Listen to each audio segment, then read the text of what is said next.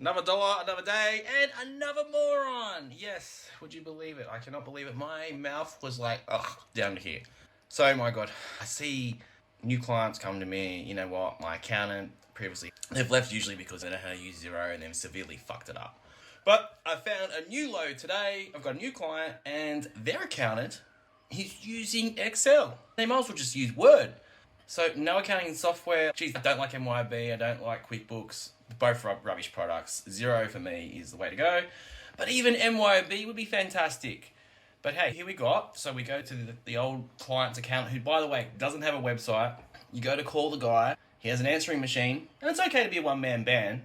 But if you want to be in business and you want to help clients out, you know what? Actually, that's a really good sign. If your accountant has an answering machine, they can't get through to call. There's signs, right? There's signs. It's time to change up. But anyway, if your accountant isn't using a good accounting software and is giving you a spreadsheet instead of accounts, and maybe you don't know, but if you're not getting a document that basically goes with your company tax return, where there's a profit and loss and a balance sheet, and most importantly as well, by the way, a balance sheet should have assets on there that you own.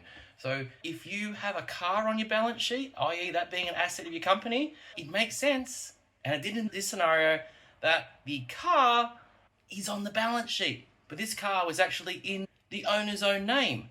Man, so this just keeps getting better and better. Hey, you go to the old accountant. Have you got a depreciation schedule? Have you got the hire purchase loan schedule there? That sort of stuff? Nah, don't have that. Finally got through the guy. He does answer his answering machine phone calls. But, my God, really bad accounting, and you get what you pay for. Actually, you know what? The fees that they were paying, it was exorbitant because they were getting shit at a really high price.